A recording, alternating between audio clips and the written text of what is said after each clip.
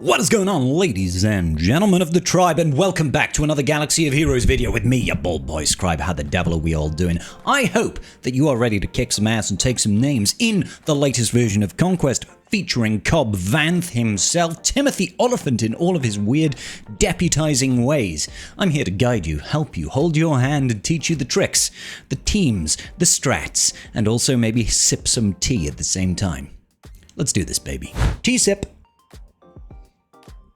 Sector 2, ladies and gentlemen, let's kick some ass, shall we? Let's take a look at the feats. First and foremost, we need to win 10 battles with 4 Lom and Zuckuss surviving. Now, we went over some of these before. As you can see here, I've not finished it because you don't need to finish it straight away. That's not too bad. Not too bad of a feat there. Next up, fleet-footed. Evade at least 100 attacks in battles that you've won. What this means is you don't need to do it in one battle, but you can. You just need to make sure that you win the fight. You can't time it out on this, okay? Don't time it out, you just got to try and evade. Next, you need to attempt to stun enemies 50 times. We can do that in one battle as well, and gain stealth 60 times. Really not so bad. These feats, pretty easy to do all in all. Now, I do want to say, once again, try to find yourself a Droideka node over here. Droideka in any sort of team comp is usually going to be useful for those stun feats, for those stealth feats, all that sort of good business. Not necessary, just makes your life a little bit easier. If you happen to find a separatist node, right, a separatist lead node, something like a Newt lead with Django in the team, that's another really, really useful team to have faced. Now, I haven't seen it in the first 2 sectors. I don't know if it's been removed from rotation. Maybe it has, and that means we just won't be able to see it ever again. But hey-ho, let's go. That's just the way the cookie crumbles, okay?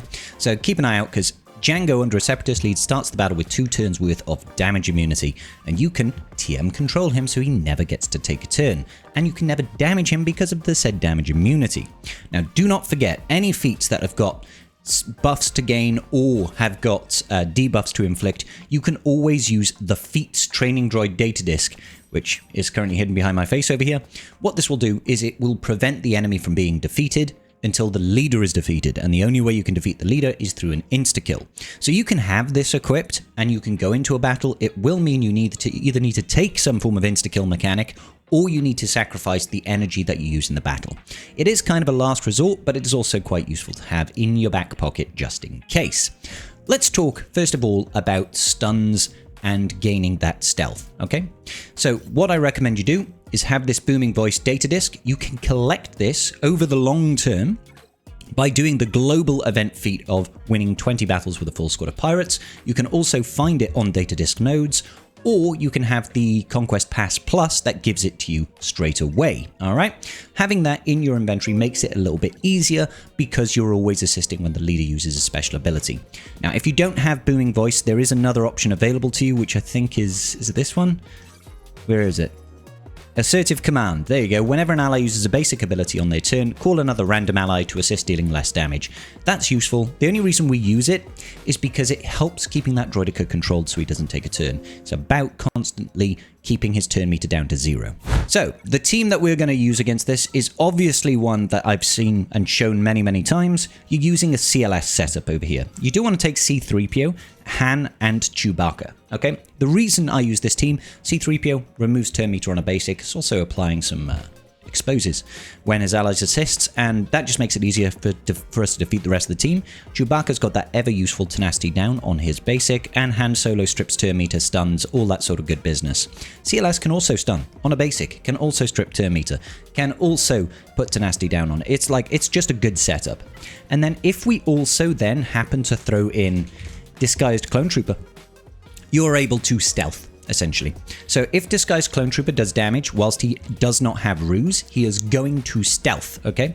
He'll stealth for 3 turns. It's not an ideal way of getting it done. You could also use something like, I think it's Night Sister Acolyte, right? A Night Sister Acolyte has like a 90% chance, I think, to stealth for 2 turns on a basic. This is also a really useful way if you can get your Night Sister Acolyte to survive. Mine's kind of garbage.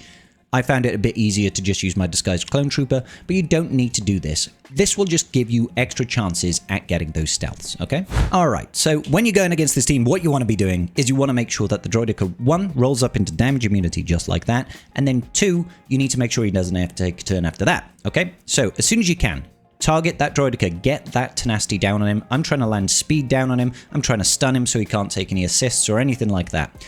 Next up, we do need to make sure we strip away those stacks of B1. That B1, look at them resisting still. That B1 is passing additional tenacity to the team in this GG team. For every stack of, can't remember what it is, the battalion droids or whatever it is passing additional tenacity to the team. So right now, Droidica has got tenacity down, but also has tenacity up. So they are essentially cancelling each other out. So the additional stacks that are on the B1 are actually improving his tenacity and stopping him from getting turn meter stripped and stunned. Once you've lowered those stacks and gotten rid of GG, CLS can ignore taunt with call to arms, is it? Something like that. We can then focus on getting rid of the rest of the enemy, right? Get rid of the rest of the team, leave it to just a Droidica on its own when he's stunned with tenacity down, take out the rest of the enemy team, and just make sure that Droidica never takes a turn again. This is why Booming Voice is happy and good in this squad, because whenever CLS is taking a turn, everybody is assisting. Don't forget, Disguised Clone Trooper, if he doesn't have stealth when he does a basic, or if he doesn't have ruse when he does a basic or does an attack, he's going to stealth. So we've got 3.5 minutes here of where we can put this on auto basic. We're getting our stuns all the time, as you can see, because CLS is stunning on a basic, right? We also had the stun at the start of the turn, and Chewbacca can stun second special, all that good business.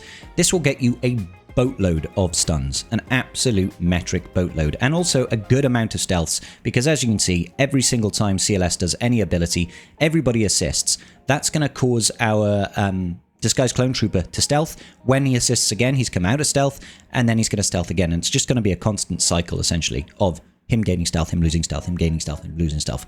And of course, like I said, we are getting those stuns on the basic from CLS as well. Anything that's going to cause additional calls to assist is going to make this a better team, all right? It's going to make a better team. And you can just time this out all the way down to the end. If you have a look, we go all the way down. I just walked away, made a cup of tea, quite literally. And as you can see, it's gone down to 15 seconds. If you want to still finish the battle, you absolutely can. Just put it on full auto, and then either Chewbacca or CLS will use their first special, cleanse off the damage immunity, and you will have stacked up so many exposes that the Droidica will instantly die. And you can do that to your heart's content. As you can see, got all my stuns here. I'd already done tenacity up, I'd already done stealth, so I didn't get it there. Now, it's not the only way that we can get stealth stun really easily. Now, if you're looking to get stealth stun and you don't happen to have that team, I would recommend finding something like a Mon Mothma team, okay? Find a Mon Mothma team and go in with Maul lead, all right? Now, this does require a Zeta on Darth Maul, essentially. That's the wrong Maul. On Darth Maul, not Conquest Maul. All Sith allies gain 20% evasion and 20% turn meter, and stealth for 1 turn at the start of the encounter. So that's great. You start with 5 stealths, essentially, if you are using a full team of Sith, that is. Can't be critically hit when stealth. They gain advantage for 2 turns. Whenever they evade or get critically hit, they are going to stealth, okay? So you can throw this in with a team of Sith that are incredibly durable. So you could throw in something like Malak, for example. You could throw in stuff like Malgus. You could throw in stuff like Treya. And then you could even throw in something like Wat. Go in against a team that does a lot of attacks, a lot of assists, and just let yourself organically gain a bunch of blocks. So I'm going to put the recovery tech over here. I'm just going to go auto basic. So right now they can only attack Wat, and that's absolutely fine. Not really fussed about that. But whenever they're attacking us, if they ever crit us, anything like that, and you can tell because when they crit against Malak, they're going to get feared, for example. That is going to cause them to stealth. Now, Malak will taunt when he gets crit, but that doesn't mean he doesn't stealth. What essentially will happen is they'll crit him, he will stealth, he will taunt, he will immediately lose that stealth, and it won't even look like he stealths at all, alright? But as you can see, everybody here is just constantly stealthing. They're constantly stealthing, and we can just time this out like this. We can let this roll out, and you will easily get all of your stealths. You just need a team that's going to do a lot of attacks, lots of mini hits, lots of chipping away. Use it against Ewoks, use it against Geos, that sort of thing, and you should be absolutely okay. You could throw in something like armor into this to, you know, give a little bit more survivability, or Hermit Yoda, anything like that. But generally speaking, I feel like if you just want to farm the stealths, this is a really good way of getting it done. Now, evasion. Really good way of getting the evades done, in my opinion. Find yourself a Candrass Auto node, preferably under Old Republic, but if you don't have an Old Republic node, just go with Candrass Auto and it'll be absolutely fine. Candrass generates ridiculous amounts of turn meter, okay? Anything that generates... Oh, here we go. Old Republic with Candrass. This will be a perfect node for it. What you want to do is you want to have Rey, GL Rey, because of her leadership, essentially. If you have got inspiration on your characters, when the enemy gains turn meters, you're going to be raising your mastery by 5%, okay? Which is great. Next up, you want to give yourself allies that don't really deal damage, but have got an evasion mastery. Now, there are quite a few of these, and they have to be light side, obviously. So, Shakti is one of them. Shakti, she's an evasion mastery character. You go over to your stats, you look at mastery, crit chance, crit damage, deflection chance, and dodge chance. That's evasion, essentially.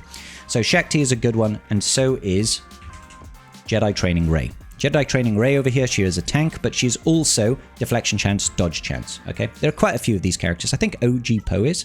I'd recommend throwing in something like What, so that you can put the tank tech over here. That's going to force them to attack Rey. And you could theoretically do something like Zori, okay? The reason I'm using Zori is Rey's going to go right after What, right? She'll use Lifeblood, and then she's going to take a bonus turn. Whenever Rey takes a turn, she's passing inspiration to one of her allies, okay? One of her light side allies. And that's going to help them gain that mastery, okay? So you'll see it in action here. We're going to put the tank tech over on JTR. We're then going to Lifeblood onto JTR, and we'll take a bonus turn. Looks like I've accidentally still got booming voice on. We'll take a bonus turn thanks to Zori. So now I can go ahead and do that again. Hopefully now JTR has actually got inspiration, which she does. So Candrass over here is generating ridiculous levels of turn meter. Every single time he's doing that, we are raising the mastery on our JTR and our Shakti. And both of those things are then in turn going to raise our evasion. So as you can see, it's already getting quite difficult for the enemy to actually land a hit. We are dodging a lot of hits here. And every time Candrass is doing this, he's gaining turn meter, gaining turn meter, gaining turn meter. And that is, in essence, going to prevent the enemy from doing anything worthwhile. All right? The only other thing I would recommend we try to get done is try to get the recovery tech over on GL Rey so that she can constantly do her... I'm just going to do this right now because I want to heal up Wat Tambor so that we can constantly Lifeblood, and that's going to prevent us from doing attacks with Rey. We don't really want to do attacks with Rey. So, as you can see, they can't even hit JTR right now. They can't even hit her. Now, I don't want to turn meter strip on Candrass because him doing those attacks is what's actually giving us the evasion. As you can see, this is going to cleanse those dots as well, which is great. But he's just constantly gaining turn meter, which is really, really good. I think they've already hit that point that they can't hit us anymore. So we're just going to Lifeblood. It is going to mass assist, and that's absolutely fine. But as you can see, dodge, dodge, dodge, dodge, dodge, dodge, dodge. They can't do anything. As long as Candrass is still gaining turn meter, we're gaining even more mastery. They can't hit Rey now. JTR is literally unhittable at this point. So you can just time this out at this point, and you will get the victory, okay? If we want to finish it, target Candrass auto. Rey is going... Did you see how much damage Rey did? Because Rey is damage mastery, and she's been ramping mastery whilst Candrass has been doing those attacks, right? So as soon as we choose to, we can finish the match. We can finish the match whenever we want just by doing that. Look, was that 1.2 million? So... yeah, you do have to win the fight, guys. You do have to win the battle. So make sure that you don't just time it out. But this way, you should be able to get infinite dodges, essentially. Infinite dodges. Now, if we used to have Voluntary Vanguard as a data disk, which used to force a taunt on a unit, we used to be able to force that taunt on Hermit Yoda and get him to evade as well. Unfortunately, that has been fixed. Now, you can also, if you don't happen to have Rey, you can do similar things by using, you know, like GL Ahsoka with Ezra Bridger Exile, but I imagine if you've got GL Ahsoka and Ezra Bridger Exile, you've probably got GL Rey, so you can make that work. If you don't happen to have those two teams, there are a number of units that are rather useful in getting those evasions, right? Chiefly, I would say, a lot among those is going to be Jedi Master Kenobi. He does a start with Foresight on the whole team for Galactic Republic. He can also use his second special to pass Foresight to the whole team. If you pair him with, for example, Grandmaster Yoda, so Galactic Republic over here, if you were to go like this, Grandmaster Yoda, second special, will spread Foresight to the entire enemy team. You could reset that Foresight with Jedi Master Kenobi. gains additional foresight, lets Hermit Yoda then use the ability again. Foresight will force the enemy to miss an attack. So overall, you can use stuff like that, and you can use blinds with Chupio and things like that to slowly get your evasions over time. Just make sure, like I said, that you win the battle. So, Forlorn and Zuckuss surviving. You guys know that I've obviously got my Forlorn and Zuckuss up to high levels of Relic. I did it for the the error battle that they were in, so they are R9. But I appreciate much of you are not going to have R9 Forlorn and Zuckuss. You don't need R9, honestly. Like, any sort of Relic level will let them survive just fine. If you've got really low levels of investment, you really want to be able to carry them with a team that's going to defeat enemies quickly. So what I tend to do in these situations is I tend to go for some sort of BAM lead, okay? So having BAM with Chewbacca and Han Solo, and then you can throw in Forlorn and Zuckuss. So we'll use Forlorn. We'll use Forlorn. Zuckuss. This is one way of getting it done. I'm going to use it on the bonus node here just to demonstrate. I'm sure this will be fine, although, you know, these guys kind of suck. I'll go straight in over here against Captain Athano. The reason... Oh, I'm using Zalbar instead of Chewbacca. I'm a dumbass. I'm such a dumbass, guys. Apologies. Let's try this again, using the right characters. Okay, so, once more with feeling, we'll just go ahead and get that stun out the gate. Now, that AoE may well kill your Forlorn and Zuckuss. I don't know. It probably will if you have very low levels of investment. I'm just using this bonus node as a for example. But a team like this usually does a pretty good job of generating enough damage output to kill the enemy quickly. You don't necessarily want to go against this bonus node. I just want to make sure that I'm getting some benefit for showing this battle instead of just wasting it on a normal energy node. Alright, now, obviously, there are much better teams to use than this as well. I will demonstrate one in just 1 second. Just going to finish up the fight here and gain my juicy rewards. Can we get a stun? No, we can just defeat him straight away. That also works. Now, data disk setup is not important for something like this. Obviously, the more powerful your data disk setup is, the better off you're going to be. If you want, you can use something like this instead. We will go Maul once again, but this time it is Conquest Maul with Watsambor, and then throw in Canderous. This is a really, really useful way of clearing through enemy fields very quickly, okay? So obviously, the better your investment in Maul is, the better off this is going to be. Place the weapons tech on Maul, definitely on this node, for example. Do our first special. Canderous is going to take a bonus turn now, just like that. We're going to use our special. That's going to give another turn over to Maul. Unfortunately, we did lose our Canderous there. That's really not ideal. And then we're just going to cycle through all of our seething rages over here. Get rid of as many people as we can. Hopefully get rid of Silvo too. Wonderful. Beautiful. Something like that. Now, hopefully you don't lose your Canderous. Those assists, those attacks out of turn kind of sucked. But it is the way it is. And that will help you with your victories as well. Obviously, you can go with full pirates. And full pirates will do a great job. But I'm assuming if you're watching this guide, you probably don't have full pirates. Don't forget, there is a global feat for winning with full pirates as well. So if you are going in with full pirates like this, you are doing yourself a solid. So don't forget about that. Okay, so I'm just going to put this on auto, and then we are going to find out how to tackle those boss nodes. Boss nodes, obviously, you've got mid-sector boss and end-sector boss. They've always got 2 feats, and in this conquest, I believe not a single one of them can be beaten in one battle. It's a bit of a shame, but that's the way the cookie crumbles, and that's how CG wants us to play Conquest at the moment. Does it suck? Yes, but we can't do much about it. Okay, mid-sector boss is against Tuskens. You need to win with Stormtrooper Luke surviving, or win with a full squad of Galactic Republic surviving. Now, it's Tuskens. You can use like Gas 501st to get that done. Galactic Republic is one of the best squads in the game. It's one of the best factions in the entire game. You've got Jedi Master Kenobi, you've got Jedi Master Mace Windu, you've got Padme, you've got Bad Batch, you've got Gas. Like, there is like countless really good teams, so I'm not going to show that one. Win with Stormtrooper Luke surviving. Obviously, you can use your light side GLs if you really want to punch through it and just take care of it straight away. But failing that, what could we use? What could we use?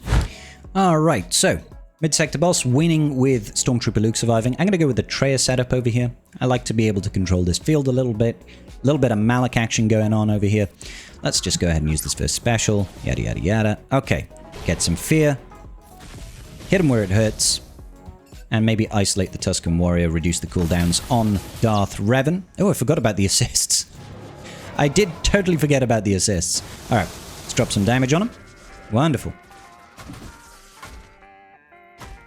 It's going to control him just a smidgen. Hopefully get rid of the warrior now.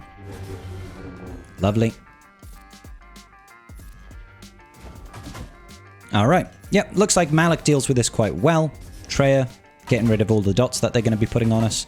And hopefully surviving with everybody alive. Now, you could obviously go in with like a JML team and force the taunt with what? Stuff like that. All of this sort of thing will work, of course. Just use what's in your roster. Use what's in your roster to be able to make it work. Shouldn't be too bad. And then finally, the boss node against Padme. We've got two things we need to do here. There's win with Maul Hate Fueled in your squad. I'm not going to show that because if you've got Maul Hate Fueled, you've probably got him maxed out and you just got to use him with either a Seer team or using Stranger. And then Disarmed. Win without using any attackers in your squad. Now, I used Night Sisters for this. So Night Sisters are a really good faction when you need to use no attackers because they're almost exclusively support types or tanks.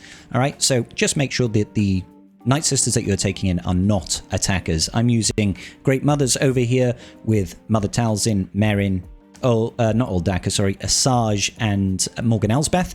Great Mothers, immediately get rid of all of the protection on Anakin, take care of him, then work on Padme, then finally clear up General Kenobi and Snips at the end. Really, really easy to do with Great Mothers. I'm still running Booming Voice as a data disk over here, but you don't need to. Like, honestly, like, Great Mothers just carries this so hard. You don't even need to defeat C-3PO, and that will give you a victory with no attackers. Of course, you can do it with like JML, using a full squad of either support or Jedi tanks. Using JML's ability to call to assist with his leadership ability, inherited teachings will get good work done. And that, ladies and gentlemen, is going to about wrap it up for Sector 2. I'll get Sector 3 out as soon as I can. I'll see you all in the very next video. Please hit that like button and subscribe if you haven't already. I'll see you all in the very next video. Peace out, and may the Force be with you.